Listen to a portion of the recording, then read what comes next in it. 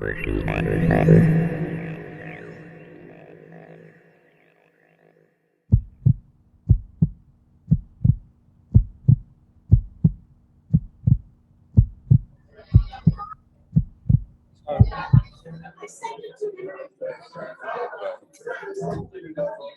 get going? Fuck a rat on me.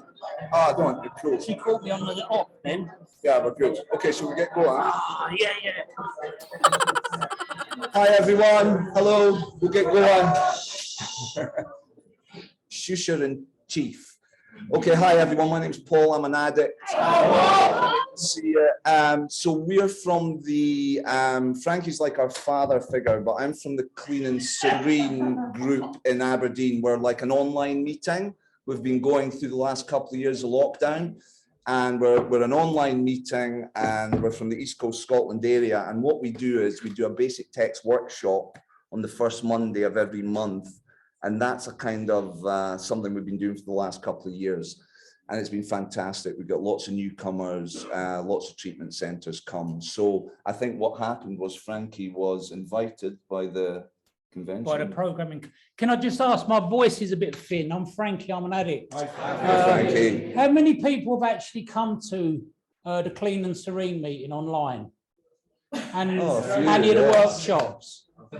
Yeah. Well, it's lovely to see you. If you haven't, you're in for an experience. So, back over to Paul. Okay. We're going to have, what it is it's an interactive workshop, and we'll be asking you questions and your experience and so on. The main aim today is to have some fun. Yeah. Okay. Thank you. Okay, shall we get into the format then? Go on. Okay, so my name's Paul, I'm an addict. Welcome to this is our format. Welcome to the Friday at 5 o'clock Clean and Serene meeting of Narcotics Anonymous. Start the meeting with a moment of silence to remember why we're here, where we've come from, and the still suffering addict. Is that security? Look like security. Okay. We'd like to welcome any newcomers, special welcome to any newcomers at your first NA meeting or convention. Our message is simple, that an addict, any addict, can stop using drugs, lose the desire to use, and find a new way to live. The literature tells us that this quote unquote daily reprieve is the most profound gift the program offers us. Our purpose is to remain clean. Our purpose is to remain clean just for today and to carry the message of recovery. We respond to honest sharing. Have you done it now? We respond to honest sharing. For that is the antidote to our disease. Right, we've got 4 or 5 readings taken from our little white book and basic text. Has somebody got who's an addict? Hi, family. My name is Dina. Hey, Dina. I'm from Philadelphia, Pennsylvania. Hey. Okay. Who is an addict? Most of us, and I had to think twice about this question, we know. Our whole life in thinking was centered in drugs in one form or another. Getting, using, and finding ways and means to get more. We live to use and use to live, very simply. Yeah, okay. An addict is a man or woman whose life is controlled by drugs. We are people in the grips of a continuing and progressive illness whose ends are always the same. Institutions and death. Thank you, Dina. Brilliant. Has someone got what is the Narcotics Anonymous program? Hi, Daniel.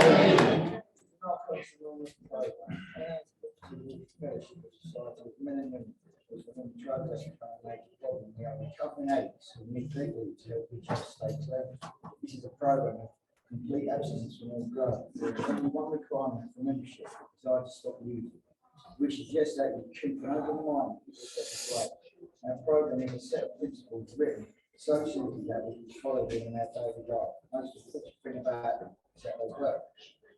There is no strings attached to an aid, but we are not affiliated with any other organisations. We have no intention fees, dues, or pledges to sign, no promises to make to anyone. We are not connected with any political, religious, or law enforcement groups, and are under no surveillance at any time.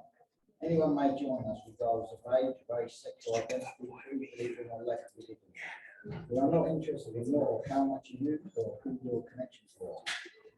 What you have done in the past, how much or how little you have, but only what you want to do about your problem and how we can help. The newcomer is the most important person in any meeting because we can only keep what we have by giving it away. We have learned from our group experience that those who can come into our meetings, we can stay clean. Thank you, Daniel. Much appreciated. Somebody got why are we here? I'll stand up with the rest of them. Hi, I'm Kelly. Hi, Kelly. Before coming to the fellowship of NA, we could not manage our own lives. We could not live and enjoy life as other people do. We had to have something different, and we thought we were going to get drugs. We placed their use ahead of the welfare of our families, our wives, husbands, and our children. We had to have drugs at all costs. We did many people great harm, but most of all, we harmed ourselves. For our inability to accept personal responsibility, we were actually creating our own problems. We seem to be incapable of facing life on its own terms. Most of us realise that in our addiction we will slowly commit suicide. But addiction is such a cunning enemy of us that we have lost the power to do anything about it. Many of us ended up in jail or sought help in medicine, religion and psychiatry. None of these methods were sufficient for us. Our disease always resurfaced but continued to progress until in desperation we sought help from each other in narcotics anonymous. After coming to NA, we realised we were sick people. We suffered from a disease for which there is no known cure. It can, however, be arrested at some point and recovery is then possible. Nicely done, Kelly. Thank you so much. Tell us how it works, please. Is it you got traditions there? Somebody got how it works? What was your name? I didn't know. And are willing to make the effort to get it, then are ready to take certain steps. These are the principles that make our recovery possible. One, we give people powers over our addiction and our license to become manageable. We have power greater than ourselves to restore our sanity. We make a decision to turn our will and our lives over to the very we follow the assertion of fearless non-inventory of ourselves. By obedience to God, to ourselves, to knowing the stagnation of our wrongs. We seek to be entirely ready to have God and relieve the effects of character. We are the several, we are the artists to prove our shortcomings. Hate and is the person to harm, so how we make them all. No, I mean, they make direct comments to such people, wherever possible, to do so in general. Then we continue to take personal inventory of what we want to be. We have also prayer and meditation to improve our conscious contact with God, as we understood it, that only the knowledge of the good for us, and we have no that. Well, having had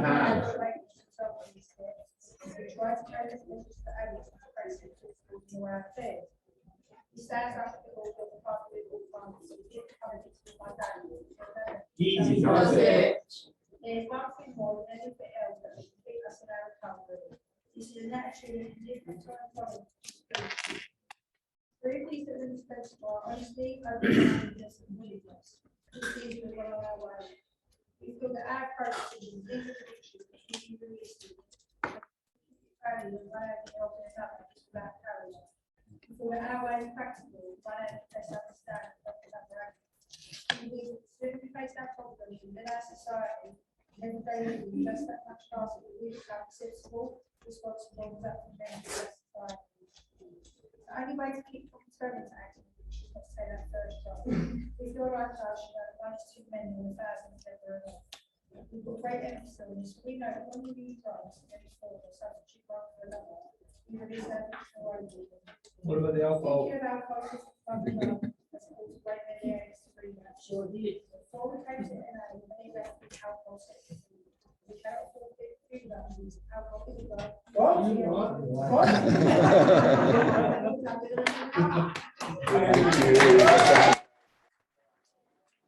Alex from Swansea, Troublemakers, got the traditions. I'm an addict, my name's Alex. Yeah, Alex. The 12 traditions of Narcotics Anonymous. We keep only what we have with vigilance. And just as freedom for the individual comes from the 12 steps, so freedom for the group springs from our traditions. As long as the ties that bind us together are stronger than those that tear us apart, all will be well. 1. Our common welfare should come first. Personal recovery depends on NA unity. 2, for our group purpose, there is but one ultimate authority, a loving God as he may express himself in our group conscience. Our leaders are but trusted servants, they do not govern. 3, the only requirement for membership is a desire to stop using. 4, each group should be autonomous, except in matters affecting other groups or NA as a whole. 5, each group has but one primary purpose. What's that? Carry the message to the addict and still suffering. Right, we're on the right page. Okay. 6, an NA group will never endorse, finance, or lend any related facility or outside enterprise. Less problems of money, property, or perceived diverters from our primary purpose. 7, each group ought to be Fully self-supporting, declining outside contributions. 8, Narcotics Anonymous should remain forever non-professionals, but our service centers may employ special workers.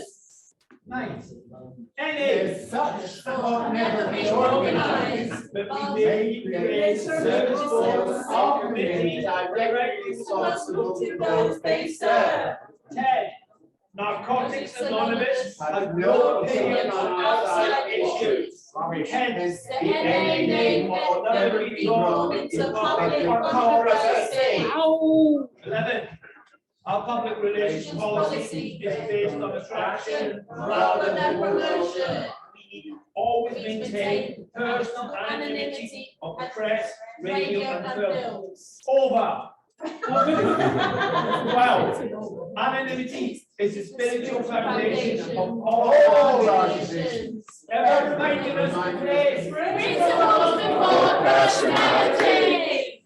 Understanding these traditions comes slowly over a period of time.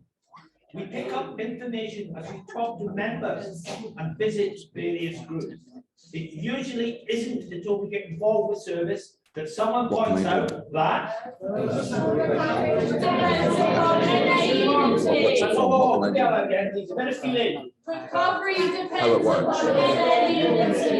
And unity depends upon our traditions. Take your time. We still have to follow these difficulties. We still have to face difficulties as they arise. Communication problems, differences in opinion, internal controversies, and troubles with individuals and groups outside the fellowship. However, when we apply these principles, we avoid Many of the pitfalls. many of our problems are like those that our predecessors Who would I? had to face. Their hard-won experience gave birth to these traditions, and our own experience has shown that these principles are just as valid today as they were when these traditions were formulated. Our traditions protect us from the internal and external forces that could destroy us. They are truly the ties that bind us together. It is only through Understanding and application of nature.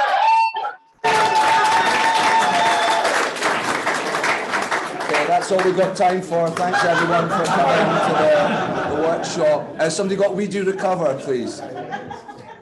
Hey, my name's Stephen, I'm a grateful recovery. Hey, Stephen. It's good news. We do recover. When at the end of the road we find we can no longer function as a human being, either with or without drugs, we all face the same dilemma. There seems to be this alternative. Either go on as best we can to the bitter end. Western Superman. A new way to live. Very few addicts ever have this last choice. Those who are addicted today are more fortunate. For the first time in man's entire history, a simple way has been proving itself in the lives of many addicts. It is available to us all. Simple, spiritual,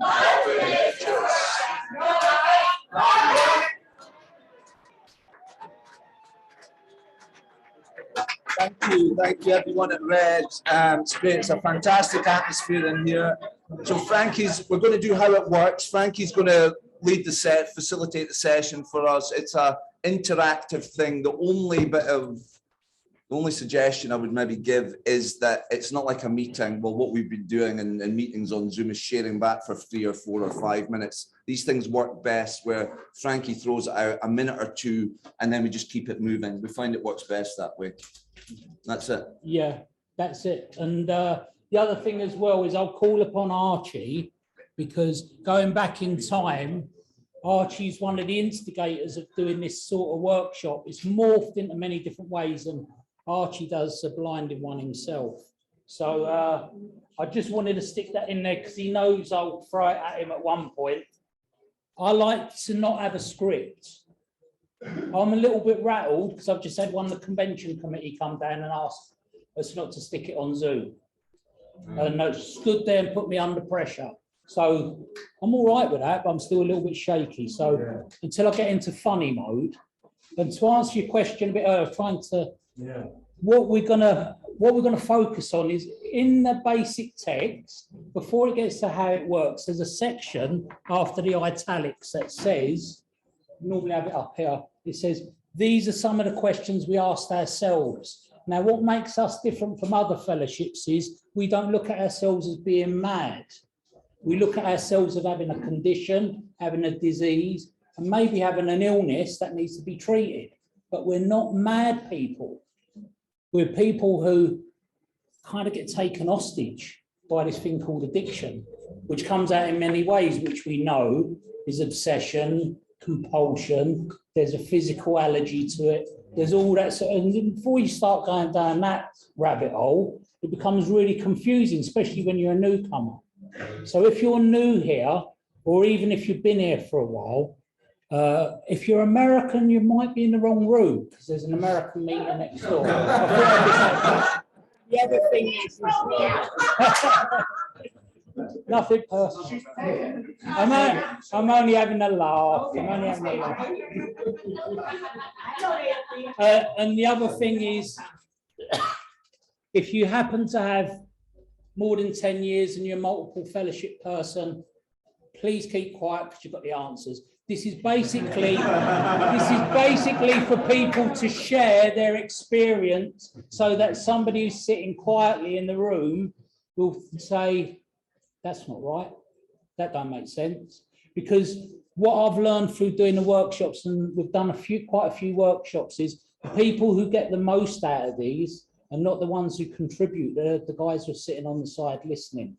They seem to be the ones who come back and pull me aside later on and say, you know, when you was talking about all that stuff, you was talking about obsession and about newcomers and all that kind of stuff, you know, that's when they kind of get it. Because what happens in NA, we have a self-centered illness, and the core of our illness is self-obsession. I say that in case any new people here don't know what it is, so now you can go and look it up. We're self-obsessed. Example of something else that's self-obsessed is a baby. Anyone who's a parent who's got children knows what self-obsessed kids are, especially when, like the terrible twos, like with Paul with his black key ring, you know, when they get to 2 years old, you know what a 2-year-old child's like, you know, anyone who's had that kind of experience. We've all been there, I've been there. You know, you wouldn't want to come near me when I was 2 years clean. I couldn't talk anything else but recovery. It was a fucking nightmare. That's all I could do. You know, all I could say was powerlessness, and so on, you know. So I'm slowly calming down. I want to hand it over to you guys in the sense of, Archie, you all right to do a little scat about the early days and so on? You all right to do that hot potato? Your experience around doing workshops on the basic text and the outcome.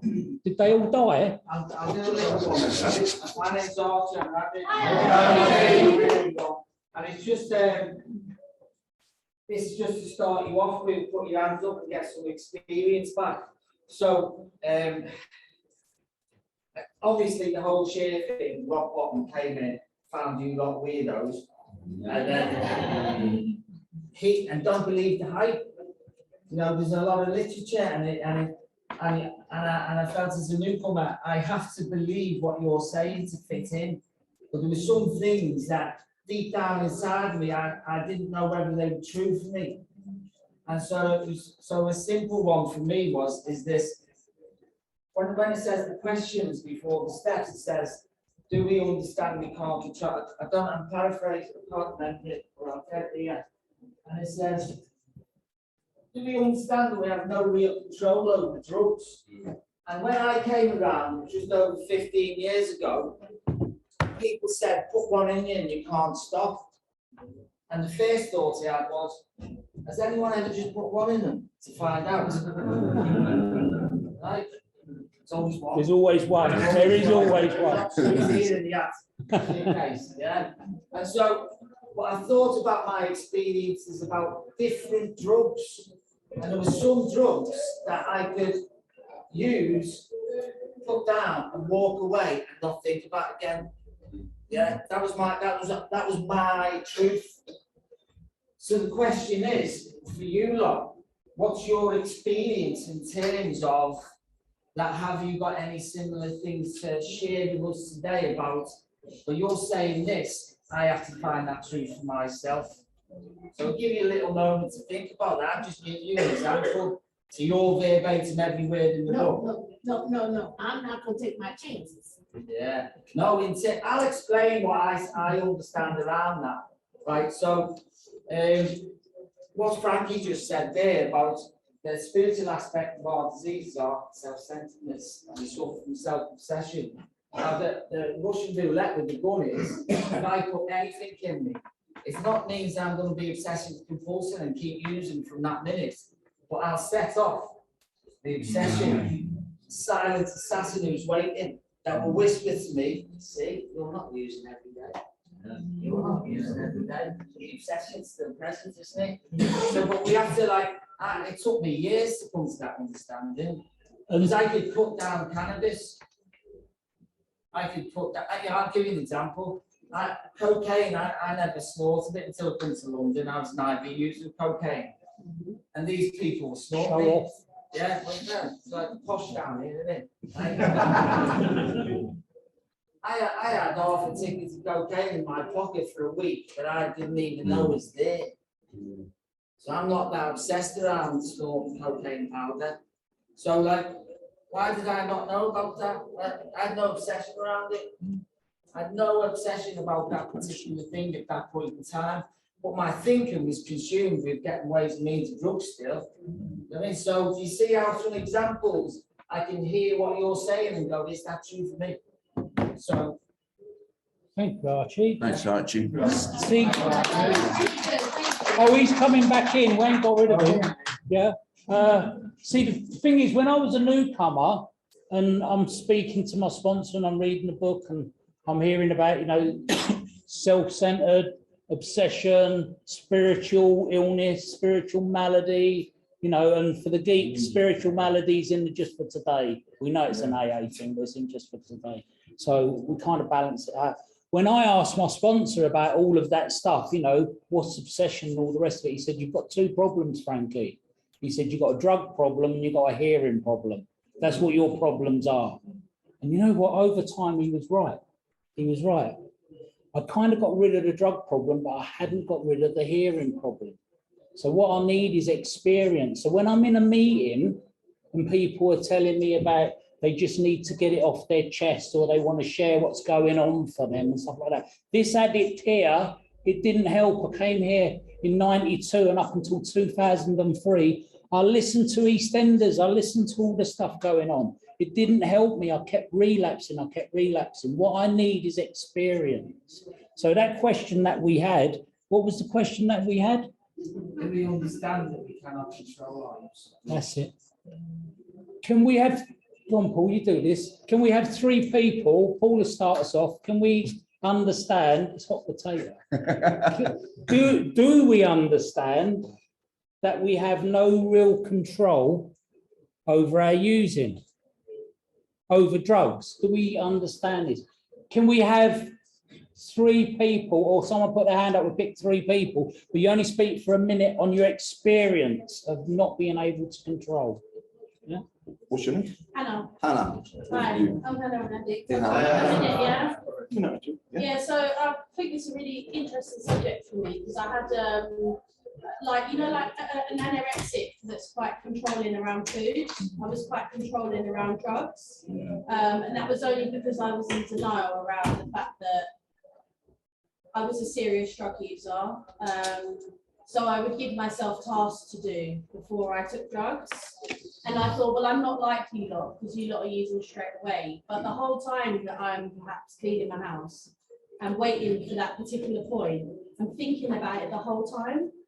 And it took me like to do a bit of step work to realize that just because I believe that I've got discipline around the amounts that I use, it's no different from like how an anorexic would treat food. And also, while I was spending all this time trying to micromanage my using, I had a lot of unmanageability around my behaviour, because if you come near me and I'm waiting to have my packet, you might die. Get away from me. Yeah, because I'm desperately trying to, you know, I'm going to have a spliff at 5, right? That's it. That's when I'm having it. Yeah. But the whole time that I'm waiting to have my drug of choice, I can't manage my emotions, which it took me a lot of time to really figure out that actually I couldn't really manage my quantities, because eventually I would end up having to pick up, even if I stalled it. Because there's been times before where I've had people in my house that have had crack in them, and I'm like, right, I'm not going to do it, not going to do it. And after 24 hours being in a house with someone, eventually I did it, because the obsession wouldn't leave me alone. Yeah, but I always believe, because I felt I had discipline around it, but I didn't really have discipline. I was just feeding my denial. So that was really what was going on there. So yeah. Thank you, Hannah. Thanks very much. More? Couple more? Paul? Terry, would you stand up, Terry, so everyone can hear you? Thanks, mate. Hey, Terry. Yeah, I mean, my experience of using substances, I've never been around control. But I really like what the fellow was saying here. It was like, there was like, I think there's only one drug that I would use, and I would put down and then not use that, and that's speed.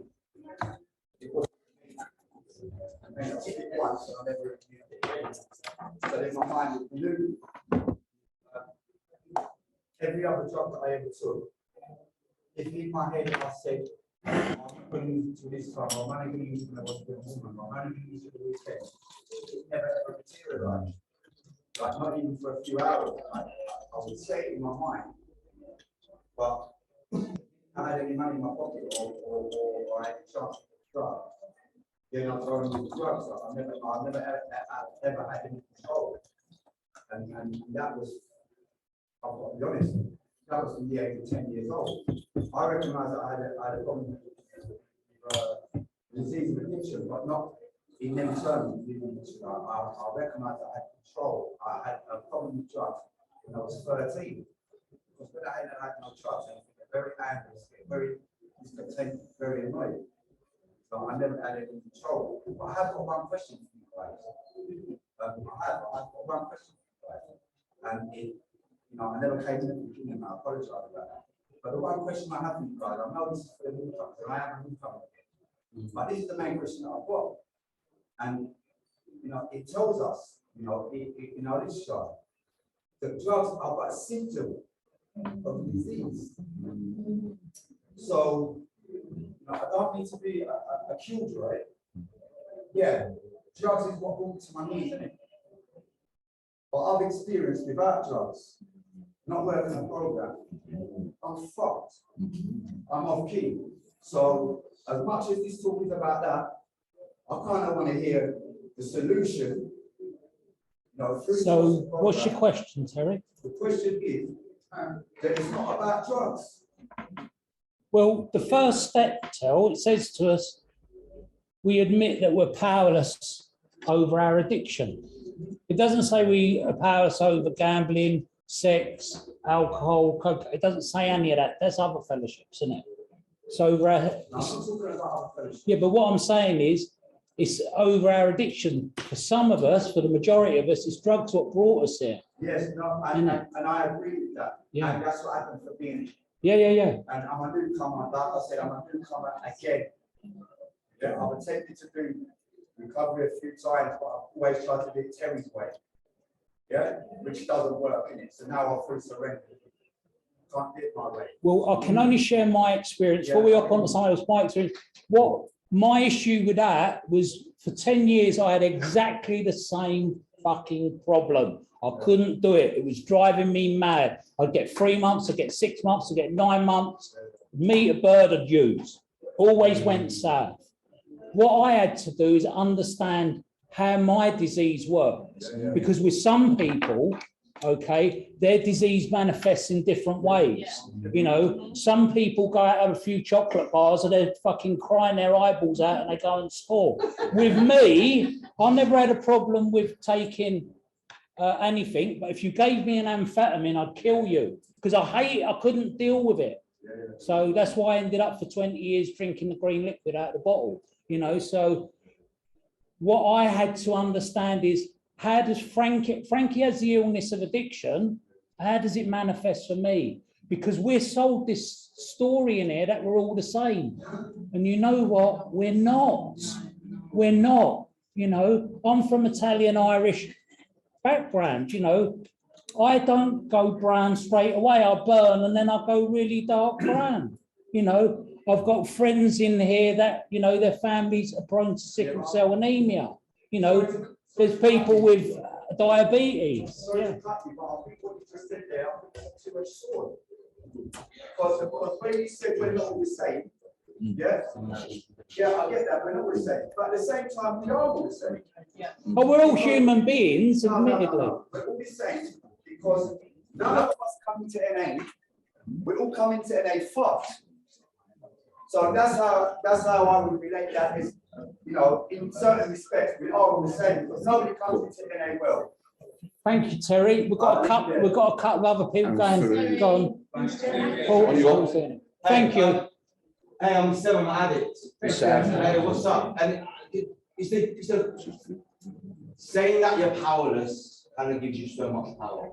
Surrendering, it's that huge contradiction of hate and love. Like, that's just our world, and I think that's just our life. It's a huge, I hear your contradiction in terms of similarities and differences.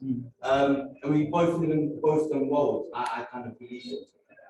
But as soon as I play on the differences, I relapse straight fucking away.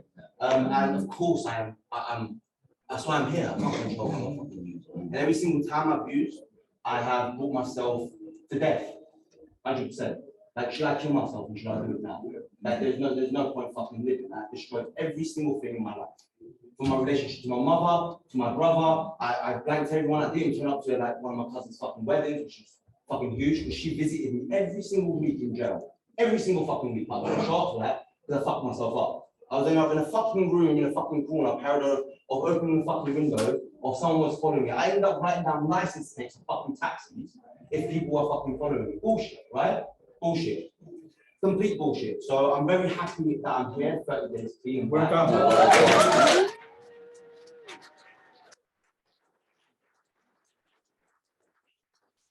Funny enough, I used in this area. I was running around this area for 3 days straight on crystal meth, fucking cocaine, alcohol, all the crap. You guys know the crap, and anything I can get. I'm walking around like a fucking numbnut doing nonsense, right? Going into the hotel, coming out of the hotel, spending time fucking reading, going upstairs, going downstairs, living in the madness. And I couldn't get to a year's clean. I had 11 months, right? And it's actually started because I stopped smoking for 3 months. I smoked cigarettes, and it actually started when I picked up that first cigarette. And it was the mindset, right? Because I was convincing myself on a train whether to smoke or not to smoke. And you said that we're not crazy, but that's where my crazy begins. Yeah. I'm trying to convince myself to do something I know that is going to eventually destroy me, right? I don't know.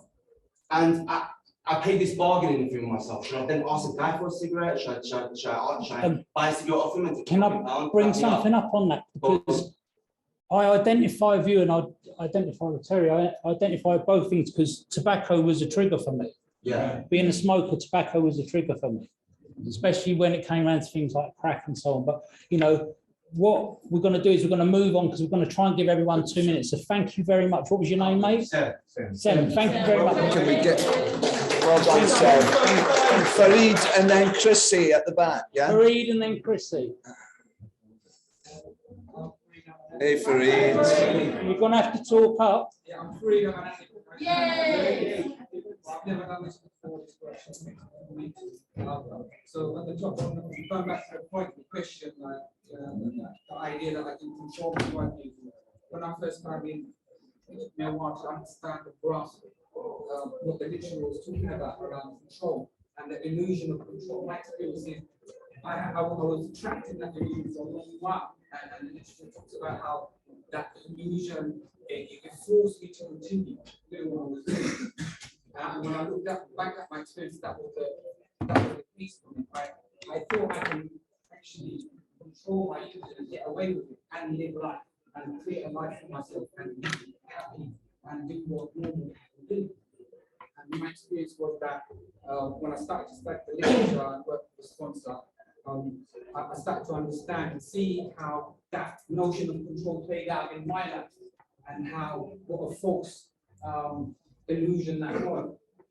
And my experience was that I tried to use one substance, and substitute my drug of choice, the one that brought me to my knees, and then that was my idea of being clean. And what that cycle done for me was it kept me in the loop, seeking comfort in one substance or another. Whether it was the drug that took me to my knees, or some next drug that I perceived as a soft drug or not much, that I could handle. It always ended up that I would be picking up the poison that led me back to that state of being suicidal. And I never felt that freedom that I felt when I gave up the notion of control. Yes. Which came when I understood that that's the way. And so that's what that question was for me, illusion.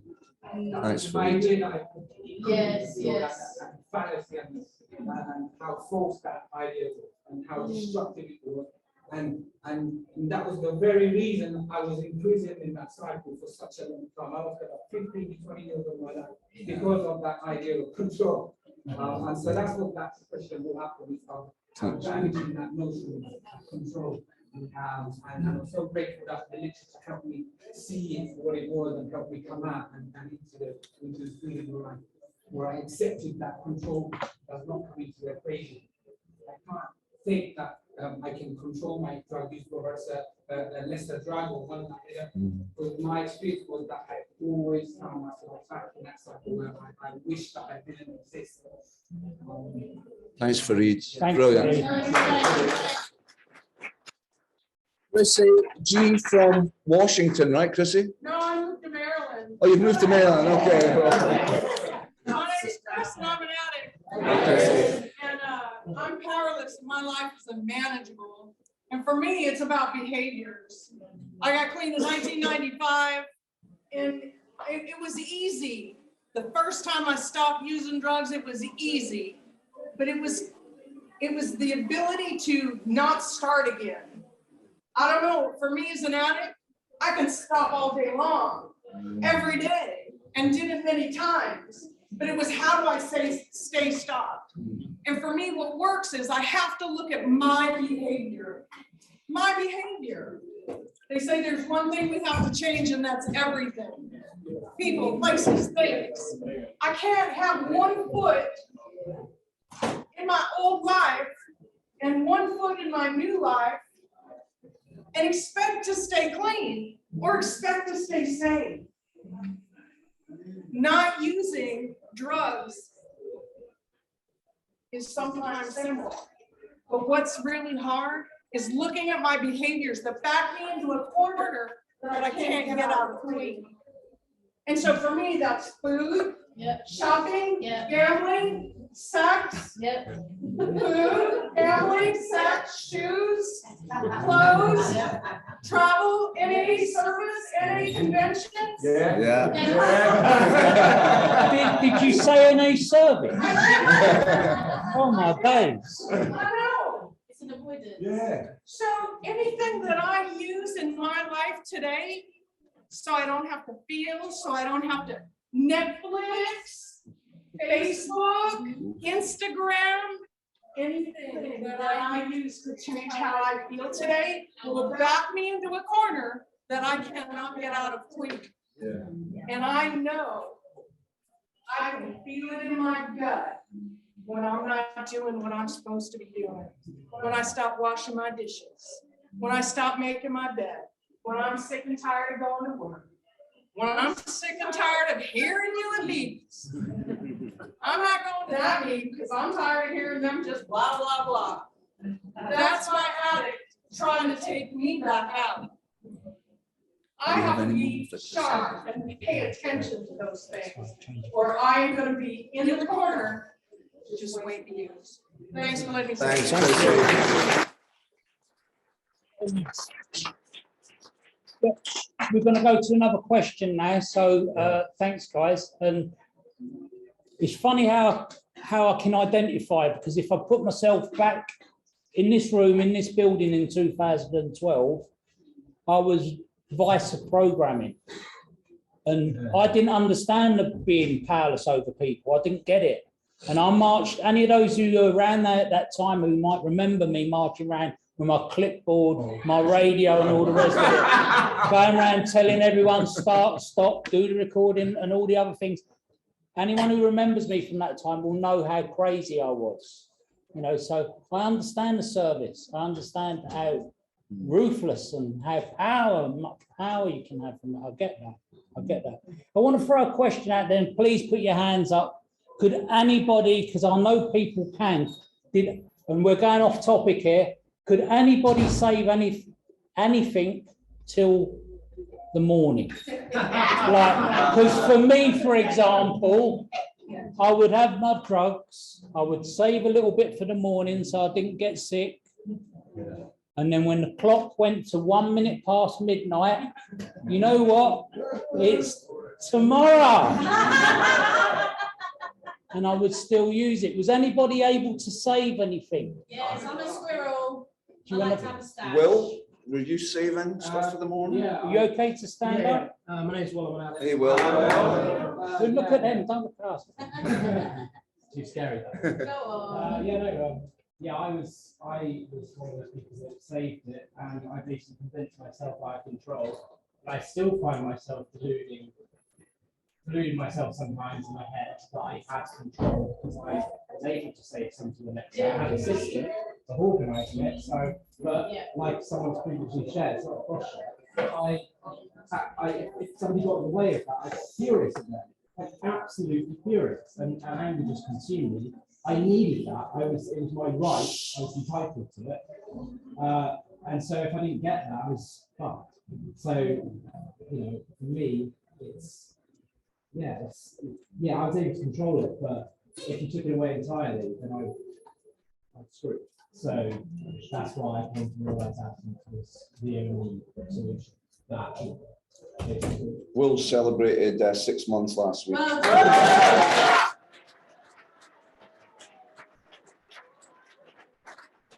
Anybody else about Stephen. Hey, Stephen, I'm a very Hey, Stephen. Hey, Stephen. Let me tell you about how I control my drugs in a fantastic way. What I did is I had my stuff and I posted it next door to the neighbor. Oh, and I knew that she got up at about 5:30 in the morning and she would come and give it to me, so it would be that. My neighbor lives upstairs and it's a communal doorway. Within a week, I had keys to the communal doorway because I couldn't fucking wait for her to get up. I didn't have control, I thought I had. And sorry, what was your name? I'm Mark. Hey, Mark. I got out after the 7th stretch. Yeah. And basically, I would buy off my dealer a parcel speed and I would chop it in half. And what I would do is I would get CD cases, and I would put it in the CD case and I'd chop it and I'd store my stash, right until the next morning. Do you know what I'm saying? I would forget about these CD cases. I forgot about them, every time I come in, I'll get another parcel, I'll do exactly the same thing, CDs, blah, blah, blah, blah, blah. I've got toured again, yeah, 6 months later, and I forgot about these CD cases. And basically, yeah, my pal, yeah, has brought them up to me, yeah, on a visit. Yeah, and if anybody knows anything about prison, yeah, right, they're searching everything, yeah. Amazingly, yeah, I've got the CDs, yeah, and then like I've still forgotten about these CDs. I come into the cell one day, yeah, and I climb to the plug and I've gone like this, bam, and the CDs all fell down onto the floor, yeah. And all I saw was little white packages, yeah, boom, and I say breakfast again. Cheers for that one. Cheers. Gentlemen there. Yeah. I'm not go about control, but savings coming to myself. Okay, it's a bit aside, put them on me, this is what I'm going to have then. But then I'm carrying with it. And with the substances, some of the substances, so if that was all night to the next day, and all night, on a bit of night out, daylight, I'll stay awake, go and use it. Then I'm going to go to bed, or people can put me to bed, because I can, you know, I want to get up and do. And I've got some more, and I'm going to use that. And I've never, that's the control I didn't have. The illusion, the disillusion, this man said here, having that control. What Archie said there, a little bit in the background. That kind of understanding, it's always sitting there, it's always there. So I spent years in institutions. Why? And I just, you know, hospitals, institutions, you know, operations, and all sorts. But yeah, it's like we see, wait for later. It was though, I had a memory. Yeah. But coming to do the steps, I feel. Coming to do the with sponsor, I'm in denial at the moment. Instead of go with my sponsor. And it's like funny when you but that's for me. Thank you. I had that belief of control as well. Thank you for sharing that. That's great. Was it there's a girl up the back? Yeah. Lady. Hi, Erica. Hey, Erica. Sorry for shutting you down earlier, Erica. Yeah, that's a question. For me, control. Two things. When I realised I didn't want to do it anymore, I then tried to mould my life around it. So, in answer to the following question about controlling it and that moulding, yeah, I would leave stuff in the morning because I knew that if I had to get up and go to work, I had to have some gear. And I also would leave a pipe. Something used to actually say to me, you can't be that bad that you can leave a pipe for the morning. I was like, no, it's not about not being bad. I just want to have that up and go in the morning. So I'm prepared to put that to a side and have that there in the morning. But that wasn't control. That was me moulding my life around drugs. So from that point, yes, it had taken over. And that's all. Thank you. Thanks, Erica. It seems to be very interesting, isn't it? That thing of we don't know if it's nature or nurture. We don't know. But there definitely seems to be a thing where NA's right, which ways and means to get more. Because John's not here, but my old home group member, John, said to me one day, and it really stuck. And that was, we have a built-in forgetter. We can forget sometimes where we plug the stuff. We can forget that stuff. But ways and means to get more, once that obsession's kicked off, you know, once you start thinking about getting something, for a lot of us, that's obsession, one thought that overrides every other thought. That's what obsession is. Overrides every other thought. It's really hard for someone to say to you, just stop. You know? It's not fucking, it's not straightforward, is it? Just stop, you know. So, you know, supposedly impossible. Archie, feel like jumping in? I'm a bit stuck. To take it a bit further. Do you know what we're here for? Yeah. Well, that's just stop thing. In terms of if you don't solve it, disease in addiction, and you have a big enough reason, you're like, you do just stop. There's weird people that are out there. I'm not people like the one with who had the same agreement to me. We started off on the journey to get the same drugs, to progress through the different drugs, and then they just made the decision to stop because of consequences. Longest useless word in the dictionary. I'm going to go back and have a look there, isn't it? Yeah. But as you coming back to have a look, I'm now going to spring it on Aaron because I know he's got a classic one, Aaron. You've got to share your experience, Aaron. Well, yeah, my name's Aaron. I'm an addict. Yeah. Because you know someone who stopped, didn't you? I did. I still know him, actually. I still know him. So similar to what Archie just now said, I have a cousin, still have a cousin, Dwayne. We used together for many, many years. We crime together, we did everything together. Now, it's just exactly what Archie said. We discovered weed, we got to smoke weed together, we discovered ecstasy, we did pills together, we studied crack, we smoked crack together.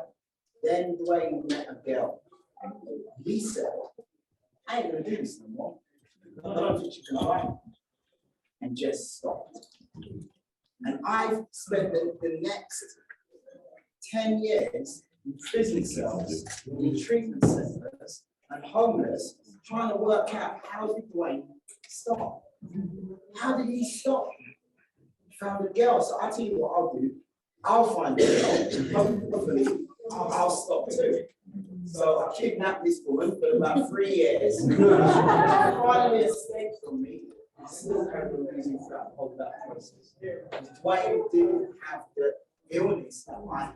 You know, that's the difference between an addict and not an addict. My reaction to the drugs was to be an addict. Dwayne's reaction was different. Dwayne never had the physical allergy. He might have had something else, but not the physical allergy. Otherwise, he would have stopped. And that's that thing again. My dad would have something and he'd want to go to bed. If I had something, I'd want to book a flight to Spain. You know, just my reaction was totally different mentally and physically. Next to me, Paul's burping and saying things and so on. Paul, go on.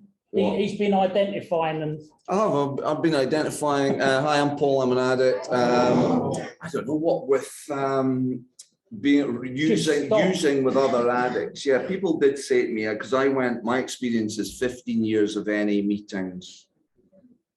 9 months clean was the best I got until this time when I came back during lockdown. Got 2 years, so that's the thing. So I got 2 years, 2 weeks ago. Yeah. And I got thanks very much. But years and years and years of coming to any meetings and I suppose knowing I'm an addict, knowing my life's out of control, wheels are coming off, but just couldn't get to that point where I could get the abstinence thing and long enough to get the program. But I just identify with what Aaron was saying, and being around people in NA and outside. My mates who I first started using when I worked on the newspapers down here in London, got in with a bad bunch of photographers, if anybody knows any press photographers, and they were all heroin users, but weekend heroin users. As soon as I found heroin, it's like I was lost, but now I'm found. You know, that was it. I was just set for, and then they're kind of scolding me for doing it. So yeah, guys, and now having used in and out, like I wasn't an addict that stayed away from meetings. I'd come in and show you how bad I was doing, you know, track marks up to the neck, blood on the t-shirt, and sit in meetings, wondering why it wasn't working for me. Knowing that I'm different from the guys that can use it the weekend and then put it down again. You know? Did you want to come back in, Archie? All our questions is just like the NA way of repeating the same question. Yeah. You know, it's the same solution all the time. You get to the question yourself, and I just got I want to move it on to the bit that says, when we come to NA, we're physically, mentally, and spiritually bankrupt. We have hit so long now, willing to go to any length to stay clean. Our only hope is to live by the example of those who faced our dilemma and found a way out, regardless of who we are. So, who was here in a meeting, somebody say, my program? Anyone, put your hands up, you've heard someone sharing my program. Where the fuck did they get this program from? Because like, when I arrived in NA, I didn't have any kind of fucking program that was useful to anyone, certainly not me. It is only the program, as laid out in the basic text. So what I'm hearing is from Paul and a few others is, they were their program, and it had a few holes in it. Yeah. So experiences of, I mean, we've got a chapter in the basic text, chapter 7, recovering relapse. It's not a requirement. I have not relapsed in Narcotics Anonymous because I was fortunate enough to fall into a place where I was just introduced to the basic text, service, step, solution from the start. So I don't know what that means, but like I've heard it and I've observed it. So I mean, who's got their experience they want to share with us today around that sort of content? Anyone? Oh. Hi, my name is Stephen. I'm an addict. Hi, Steph. It's all about living by that example of the people who came before me. I haven't been a hard drug user for a long time. I started at 33 and I stopped. I didn't stop. I stopped at 34. Luckily. And I thought I was different because I didn't use that much and I didn't use that long. But when I was 14, my parents told me, now you have to talk about your feelings, now you have to grow up very fast. And I just didn't know how. Nobody told me. So I started building this picture perfect life around me, which I thought everyone was wanted to see from me, to please everyone, please myself. But then slowly, when I turned 30, I started thinking about what did I do in my life.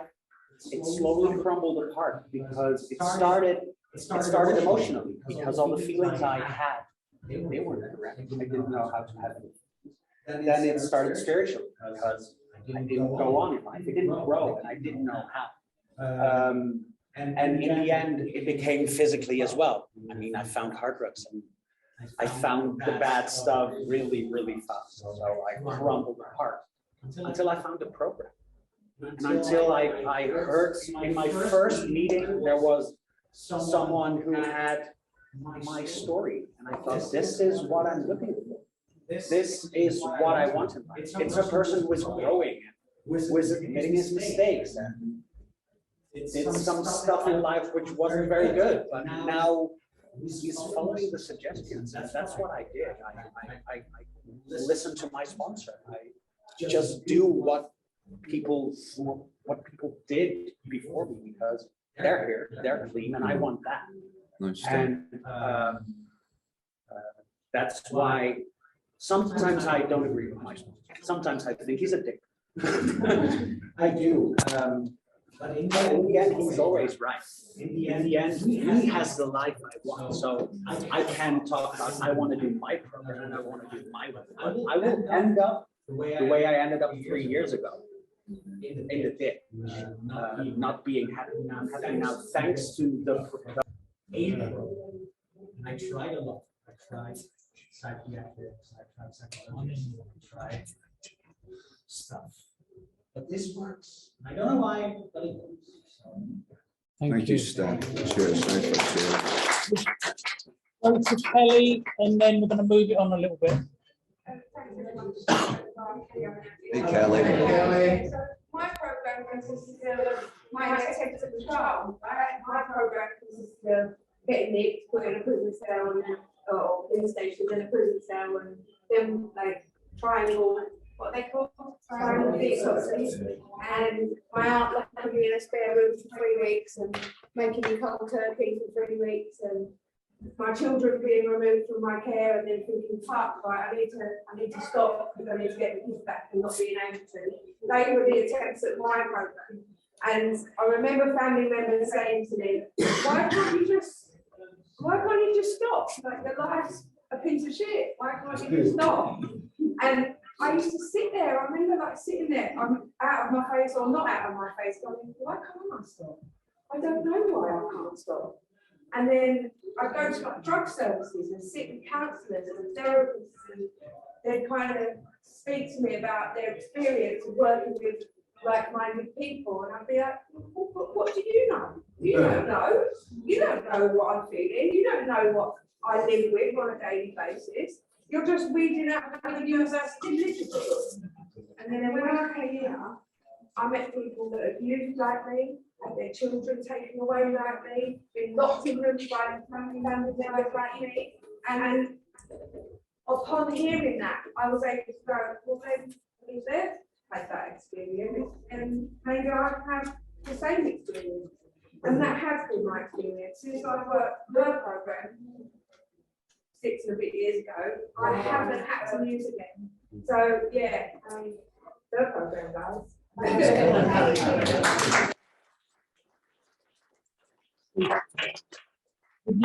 Those you've been here for the whole workshop, you can see the process, what happening. First off, you have to find out what's wrong with you. You have to understand your obsession and your compulsion.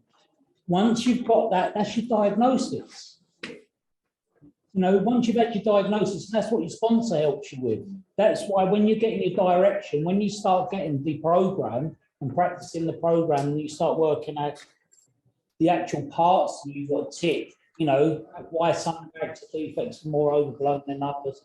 Why am I codependent? Why am I not codependent? And, you know, why does pride wrap me up and so on? All these different things. That's why it's always helpful to get involved with service. It's always helpful because it helps keep us engaged. It helps keep us, that's what I like called discipline. You know, we've got basically 30 minutes left of this workshop. And the whole point of this workshop is to not throw a solution at you. It's just basically take you up to the second step. So the reveal of this is you go to the rest of the convention and you'll hear the stuff, hopefully that will tell you more about the program and people's experience. So would anyone like to give me some examples basically of a power greater than themselves, but keep it in a step 2 frame? Paul? Please. Well, that was a bit hot potato, wasn't it? Did you pick on him? Yeah. Okay. You're welcome. Hey, Paul.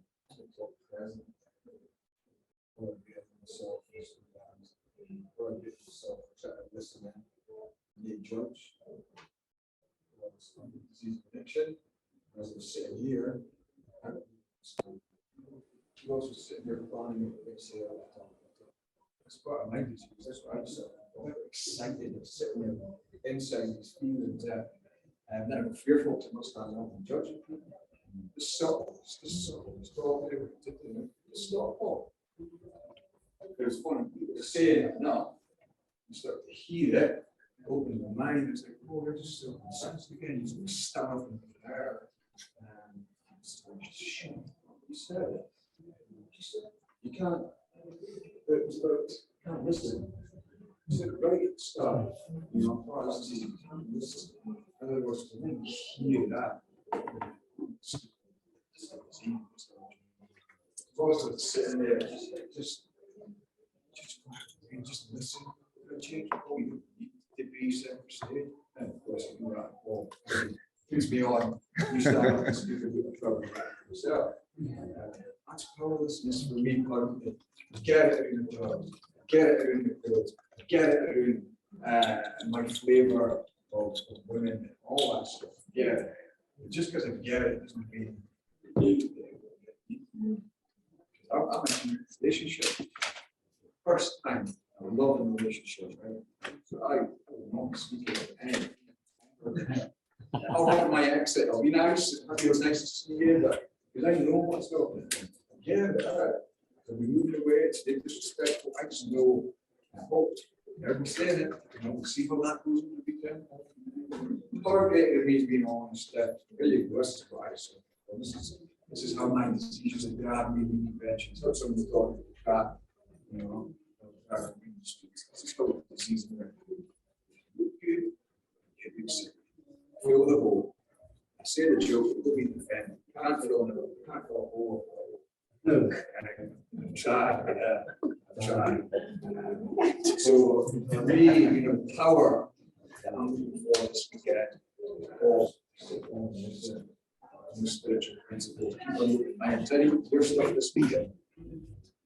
I've got a pain in my gut, whether it's physical or it's something spiritual, not step 10 speaks to me. I'm getting talked to it, but like somebody's illness going on there. I'm here to keep that open mind. The power that I see is in focus, it's in creative meditation, it's in addicts, it's in beautiful literature, the program. It's in doing service, and how to help them or newcomer. Give away. It's not good. Suffer faith.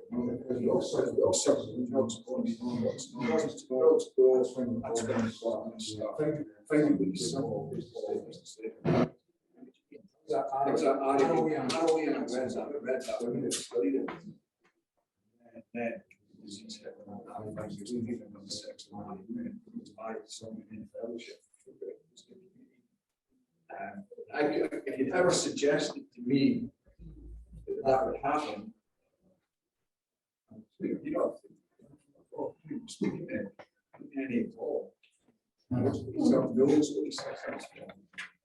Defects of character within there that I didn't understand. You know, that's what it is, that self-obsession. And I needed to be honest. How I take it and responsible.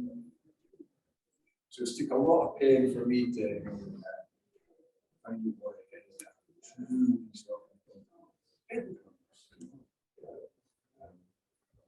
So it's a question. Power of it would be. You see that? Step 2. Sponsor these gifts. Sponsor direction. Spiritual principles. Now part of my personality. Getting up in the morning, you know, touching the ground, breathing, opening myself up. Think about the picture, reading it, comprehending it. Phone response, see this morning. It's absolutely beautiful all over. Phone I'm just driving away of the 17 this way turn. This way turn that way. This is going to be on for me this morning. So we've done this, let's get me a place. It's now a new place that you and my girlfriend, when you go to the park, when you look for schools. I said, I'm not a new place anyway. It's as well. There was a restoration happening.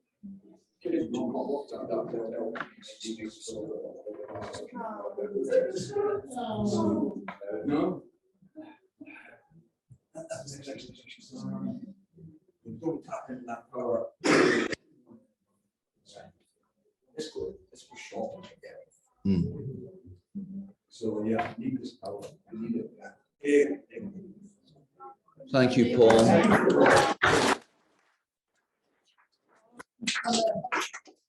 Up on it, and then he's got to pass it on to someone else. Evidence. Evidence. Now you've got the book with phone. I've got the book on my phone. I've got the book that says in the introduction, the possession of recovery, 12 steps to decades and hundreds of thousands of people in recovery. Personal evidence, tangible evidence in a meeting. Right, so everyone here has attended a meeting and heard a share before. Everyone, right? This, I've got 15 years and a bit experience of doing shares, and this has happened to me on multiple occasions. Evidence of God or a higher power. I've shared, and a person has shared back to me. And what I'm going to tell you is what it is. There's 3 things that are said in a meeting. There's what was said, what you thought was said, and what you needed to be said. All right? This is where the evidence comes in. I've shared eloquently, I might add. There's lots of power and honesty. Right? Someone's bringing me to that show. So, and someone shared back to me afterwards, and they look at me in the eye, and with conviction, strength, and sincerity from their heart, and said to me, "And when you said," I'm sitting there going, that's the evidence of the magic and the power in the room, where they were touched by the magic of addicts coming together, sharing. And they heard what they needed to be said, and they were fed, their spirit and soul was lifted by what was happening in that room. That's the evidence of a higher power. I don't know what the people who've done shares about that experience, people sharing about something when you said.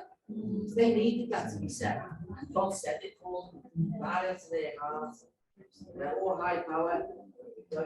Each their own. I'm not religious still. I think big box, so that wasn't a thingy. You've had your hand up a couple of times, haven't you?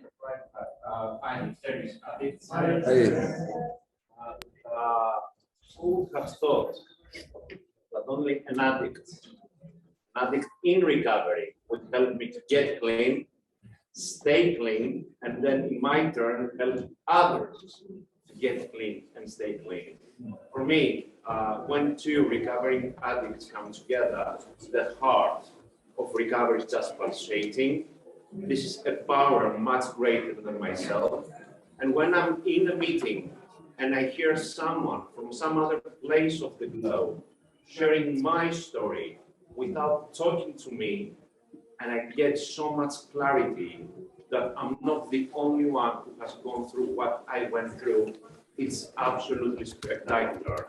And when I realize that I don't have to control life anymore, so much freedom, all I have to do is just to make a committed decision to turn it over and have faith and have trust that no matter what, I'm going to get tonight to my bed clean. And every time I do that, did you know that clean nights give birth to clean days every single morning? That's the ultimate evidence for me that this program works. It's very simple, and there is no way to complicate simplicity. Every time I call my sponsor, every time I speak with the sponsee, every time I listen to new numbers, I love the newcomers. I love the people that are coming back from arenas and they surrender.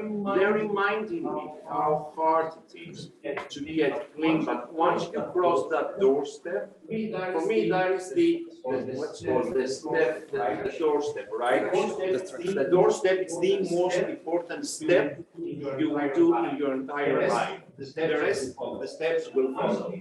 Once you do that, you get reminded, I get reminded. Do you know why? Because I cannot forget. I don't have the luxury to forget. And it's so beautiful because for so many years, especially the last 13 years, I was on my duty. You cannot control the substance that you take to control in the first place. That is quite insanity. And only in here I feel sane. Okay. And it's so great that I'm with people that once I say I am an addict out there in the public, I feel loved and I feel accepted. It's the only place in the world that I feel safe to be myself. It's the only place in the world that I feel safe to put in words my thoughts and my feelings and my struggles. And I'm not afraid to allow people to see how vulnerable I still am. Because when I'm vulnerable, that doesn't make me weak, it makes me honest. And there is strength in honesty. And whatever I do and I say in here, I always know that's going to take me somewhere good. Where is that? In that place that everyone loves and understands each other. This program, this recovery, is like a boat. And in this boat, we're all equal. There are no tourists, there are no passengers. We are all crew. And where this boat is taking me, I don't know. But I know exactly what misery I want to go back to. That was very great. Thank you. Did you want to say something? I just did quickly. So if you've been in at the start and you saw security trying to tackle Frankie to the ground and keep us offline, just to let you guys know, because they're here, we've got 20 people online at the moment with us, and I just put something in the chat. I just want to, so we've got people from Aberdeen, where we are from, Scotland. We've got Charles from Malaysia is in the meeting, which is great. We've got Norman from South Africa. And we've got G from Bath. So you've got some in your Bath. Do you know G? No. Hi, G. Adam is from Aldershot. Hey, Adam. And Leonie's from Sheffield. Shalene's from South Africa. And we've got Andy from Dallas. Can we give them all a...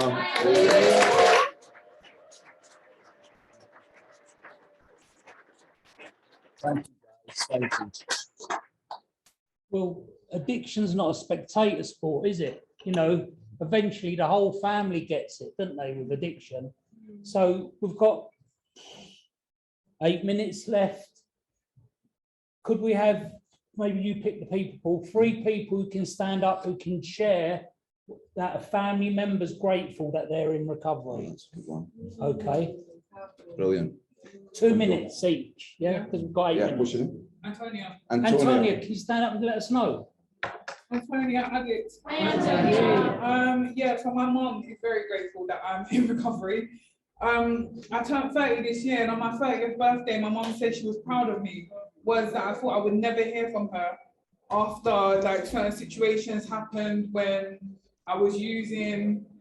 One of my friends got raped in my house, and I had to, we took it to court. The guy got prosecuted, but my mom said to me, aren't you gonna fucking stop? You know, she was like, aren't you gonna stop using now? And I couldn't stop using.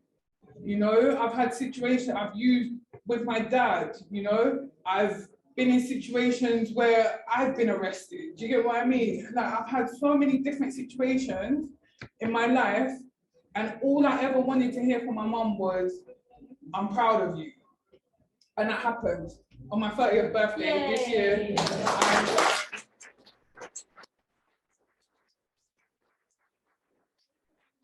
When I was using, my mom had cancer, breast cancer, and it's gone now. But at the time, all I done was use. So now I come into recovery, and that 4 months clean, I found out she's got heart disease. So what I've been doing is going to the gym with her. What I've been doing is going around to see her every week. What I've been doing is going for walks with her. And that all that has come from me being in recovery. So thank you.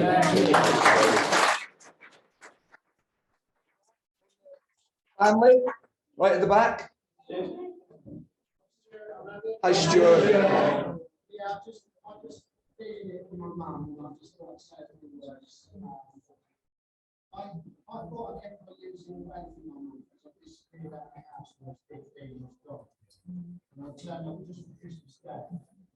She would buy me Russian shirts to put me in on Christmas Day because she thought I was still that person, and I'd do it for her. But I kind of thought I was keeping my using away from her. And since I've been in recovery, you know, I've realised that she was terrified to answer the phone at night. She took drugs in the end. She took sleeping pills to cope with the fact that I was off and gone. And you know, there was many times when I reappeared unannounced, and it was with the old Bill. And so she just expected it to be the hospital or the police calling if it was a late night call. And so what I'm trying to say is I dragged her through my using. I tried not to. I didn't want to. I love my mum. And so my philosophy in recovery, because I'm a couple of decades in recovery, is I've been dragging her through my recovery journey. And that's just been so rich. I've been there for her. I've been, we've buried family members. I'm not a burden. I remember burying a family member when I was about 17 years old, and I remember being in the bath trying to get stuff in my arm, and I was just more, you know, obviously I wasn't there. And so in recovery, it's allowed me just to give back to her, and I'm so happy I've been able to do that. I know not everyone has. So that's part of my gratitude. So I'll just leave it there. Thanks, Stuart.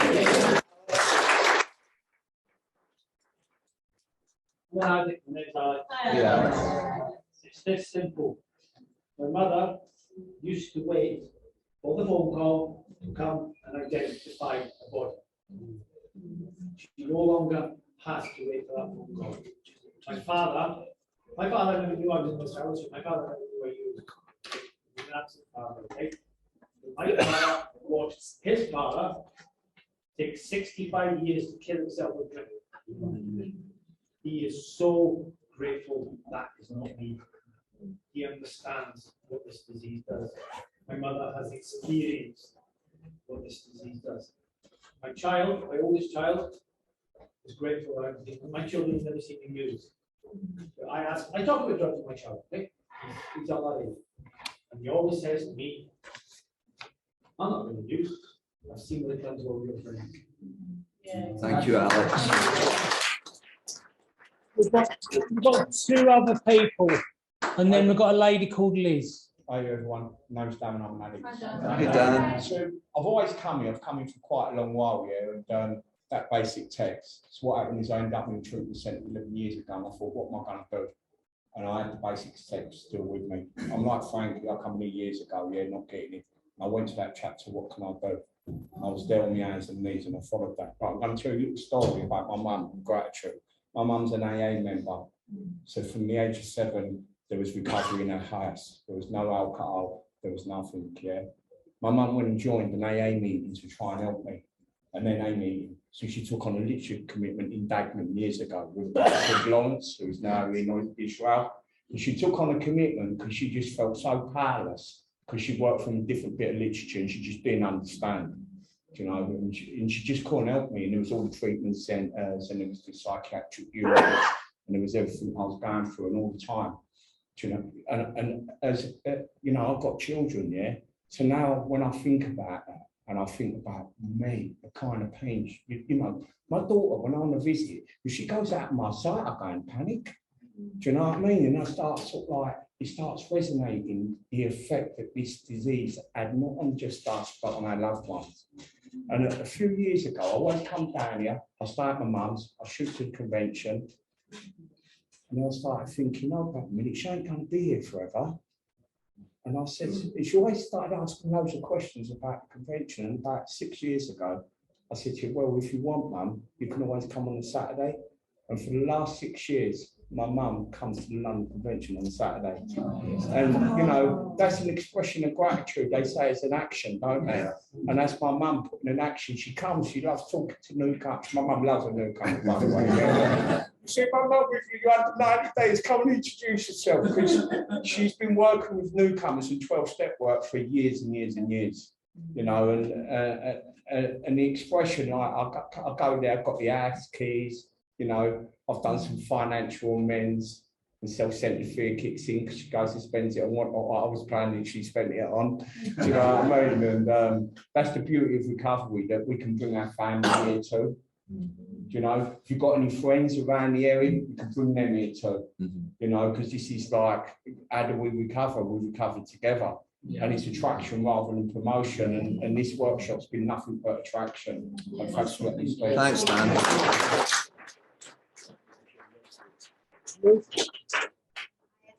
And I really felt the need to share, to express my gratitude to LA because it's affected my 2 kids being in recovery.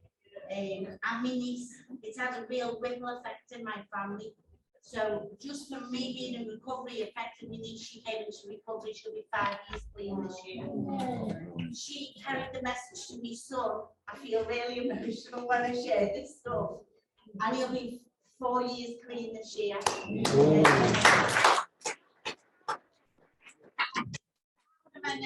My daughter isn't one of us yet, but what she got from this, I had to stop coming to MA meetings in the early days, because she used to come, cry and share and say how grateful she was, because you give me a mum back. And I say, you're not an addict, you can't come anymore, do you know what I mean? But what it gave her is, because I kept coming here, and you guys supported me, and I went and done education, I was a model for her, and she had the confidence, she built the confidence up, and she's now a manager of children's home. And that's the power of this, what we do in here, and it literally ripples through my family. My sisters have got a sister, I lost a sister to addiction. She passed away. And my sisters were terrified that's where I was going to go. This gives them peace of mind. Like they know I'm safe.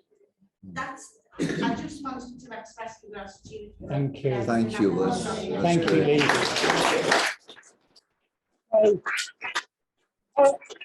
Hopefully this workshop, if it's given you anything, it's made you realise it's not just about you. You might make it, your stories might be about you and your journey, but your actions affect everyone else. In fact, we affect everyone around us. It's not about us, is it? What we do. That's why helping people is the answer. It's always been the answer. One addict helping another is without parallel. It's always been the answer. You know?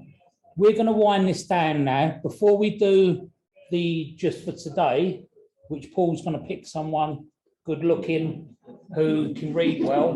Frankie. Stop it. We've got some T-shirts to give out, and we was trying to figure out a clean and serene group because we've got some left over. I was thinking, how do we do this? Do we do this by, if you've got just 30 days. Whoever catches it. Thank you. If you've got 30 days, it's not control, is it? Yes. If you've got 30 days and would like a T-shirt, would you put your hand up? What side? We've got the right side here.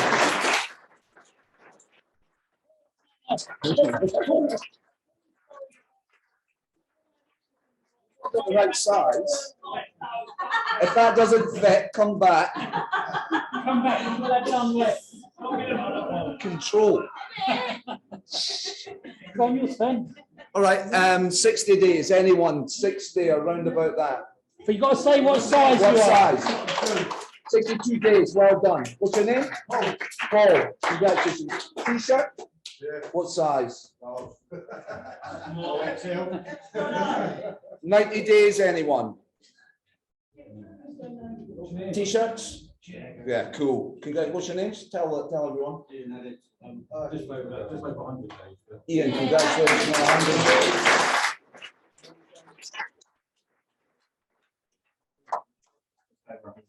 Luke, congratulations. Well done, you guys.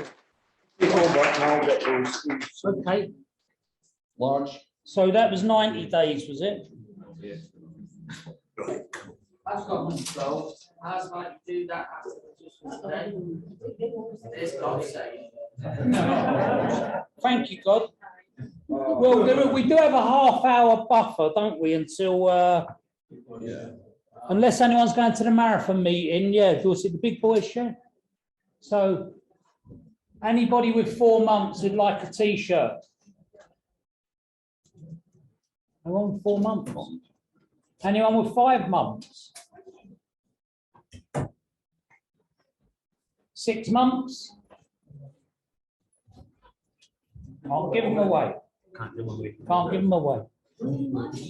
Okay, why don't we just leave them here? And if anybody wants, pick up as XLs, double XLs. I wanted to throw them. Throw them. Into the throw. Would anyone like a T-shirt? Did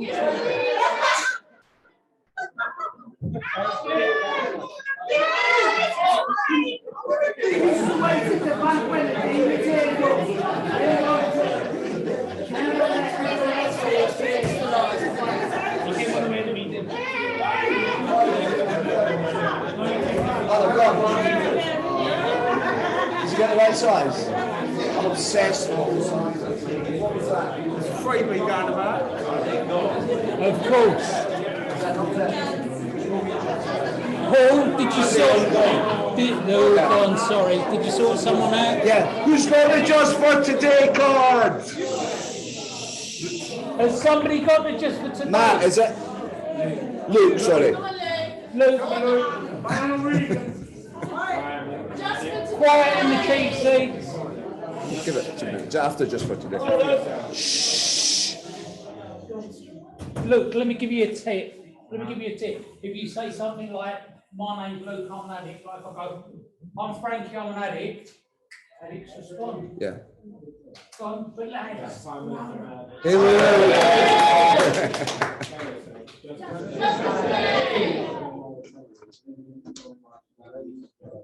Just for Just for today. Just for today. Just for today.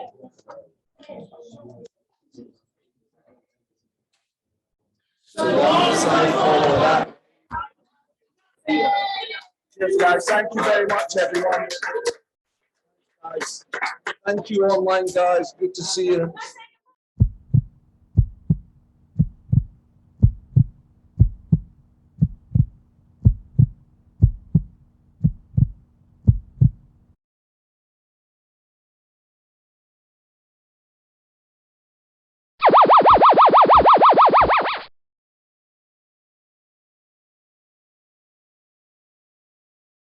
Pretty